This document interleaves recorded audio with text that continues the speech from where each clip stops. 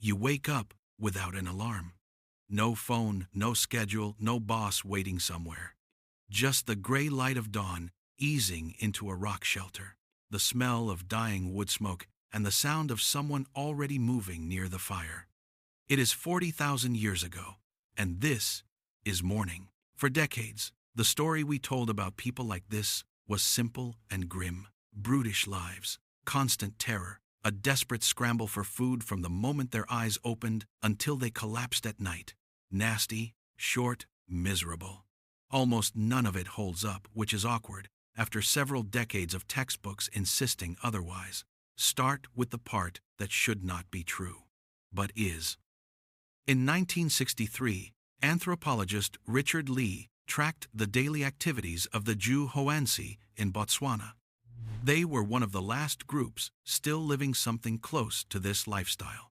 He found adults spent about 17 hours a week acquiring food, roughly 2.5 days. The rest of the week belonged to nobody but them.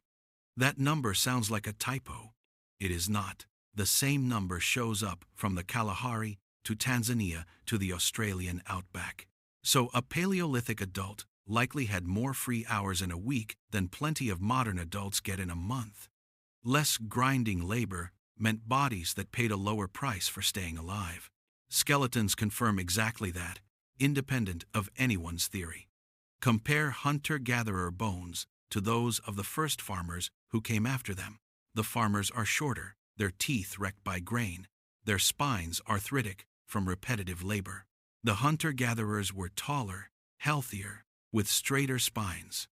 Civilization, it turns out, was not an upgrade for the bodies that lived through it. So what filled those free hours, and what did the actual work look like? Sleep itself was different. You did not get one unbroken block of it. Evidence from sleep research and from modern foragers both point to a split pattern.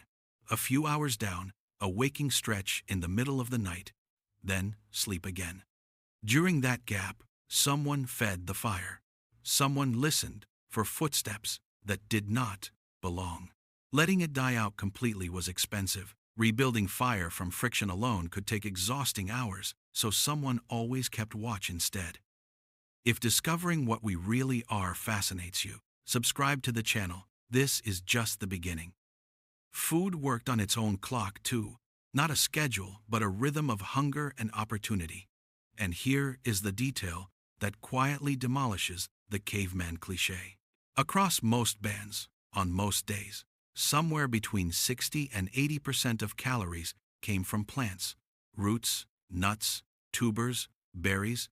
Hunting is what ended up painted on cave walls. The plants were what actually got people through the week.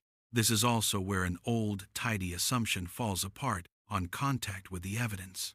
Men hunted, women gathered, we were told for decades, as if biology had settled the matter.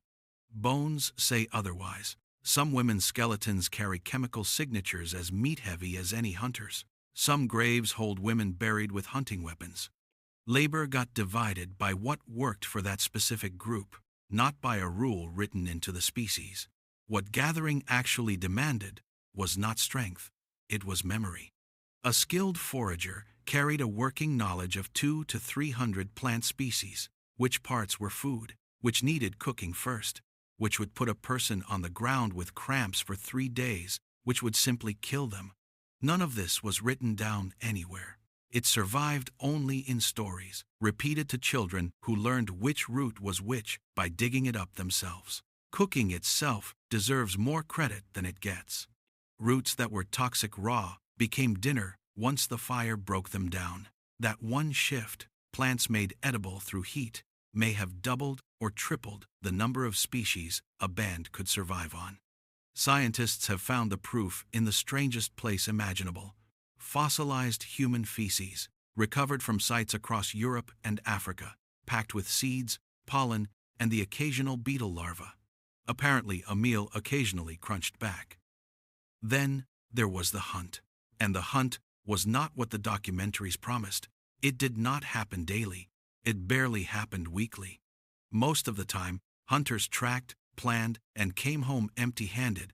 That was just normal. But on the days it worked, It revealed something almost unbelievable about the human body. No person can outsprint an antelope. We top out around 15 miles an hour. A healthy antelope nearly triples that. But sprinting was never the plan. Humans had something stranger, the ability to keep moving in open heat for hours without overheating from the inside. Fur-covered prey could not vent heat fast enough to keep up the pace. Even the human backside is built for this. The gluteus maximus is unusually large compared to other primates, not from sitting around, but from running a muscle shaped specifically for the chase.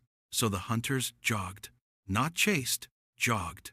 The animal would bolt, vanish over a ridge. The trackers would simply follow the prints at the same patient speed, reading each track for fatigue. What made it possible to outlast an animal 3 times faster without ever truly running? Researcher Louis Liebenberg documented this directly among sand trackers in the Kalahari.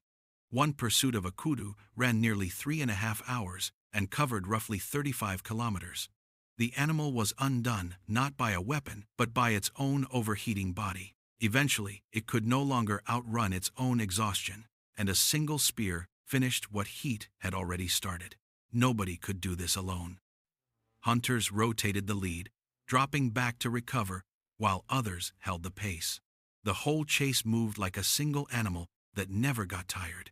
A kill that size could not be carried home in one trip, and unattended meat does not stay unattended for long with hyenas nearby. So runners went back for help, and the whole camp turned out. Children, elders, nursing mothers. By the time everything was carried back, the walk home had turned into something close to a parade.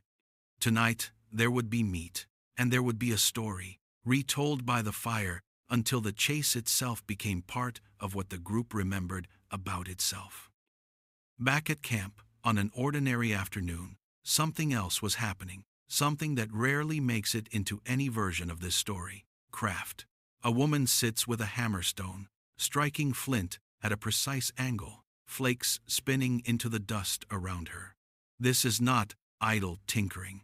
It is a skill that takes years, an intimate read of how different stone fractures, where to strike, how hard, at what angle. Archaeologists call it the prepared core technique. Nearby, someone is sewing with an actual needle, a sliver of bone barely thicker than a splinter, drilled through at one end. That needle changed what a piece of clothing could be, no longer just something warm, but something that actually fit the body wearing it.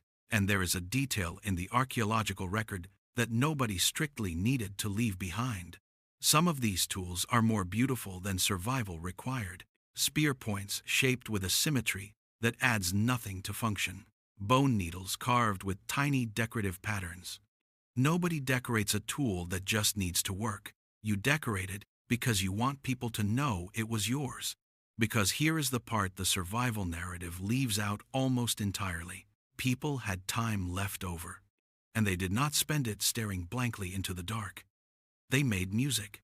In several caves across Europe, archaeologists have pulled out flutes carved from bird bone and mammoth ivory, some more than 40,000 years old. The holes are spaced precisely enough to produce a real musical scale. Someone, at some point, sat by a fire and worked out by ear how to turn a hollow bone into an instrument. Picture the first night that sound rose over a sleeping camp. They made art that nobody outside their own people would ever see. Some of the most extraordinary paintings from this era sit hundreds of meters inside cave systems, reachable only by crawling through total darkness. These were chambers where nobody slept and nobody stored food. Whatever reason drove someone to drag torches and pigment that deep underground, it was not decoration for visitors. Teaching, ritual, something we do not fully have a word for, perhaps all three folded into one. They made themselves into symbols long before any of that. At a cave in South Africa called Blombos, archaeologists found a piece of ochre engraved with a careful crosshatch pattern, 75,000 years old. It serves no function whatsoever. It is, by current evidence, the oldest known abstract design on Earth, made for no reason except that someone wanted to make it. Ground ochre itself shows up at human sites going back over 100,000 years, smeared on skin, worked into beads, packed into burials. Around 35,000 years ago, people began carving small human figures, the so-called Venus figurines. The hips and belly are exaggerated, the faces often left blank, as if the body itself was the point, and the individual was not, and they never stopped talking. Not always about anything useful. Researchers studying how hunter-gatherers actually fill their conversations have found that roughly 2/3 of it is about other people. Who did what, who said what about whom, who can and cannot be trusted with the next favor. It sounds like gossip because it is gossip, but it functioned as something closer to a credit rating, built entirely out of words around a fire instead of paperwork. The people who shared when times were hard got remembered as generous. The ones who didn't also got remembered. And they took care of each other in ways that go well beyond anything survival required. A Neanderthal known as Shanidar I, found in Iraq, had a withered, partly amputated arm. He was blind in one eye and had lost most of his hearing. Yet he lived to around 40, an old age for his time. He could not have hunted or gathered effectively. His group fed him and kept him safe for years anyway, simply because that's what they did for one of their own. In Spain, the skull of a child with Down syndrome shows the same pattern, stretched even further back. The child survived to roughly 8 years old, around 500,000 years ago, in an environment that should have made that close to impossible. Unless someone, repeatedly, decided it mattered that the child lived. That same care extended to the dead. Bodies curled into deliberate positions, dusted with ochre, laid down with tools, beads, sometimes what may have been flowers.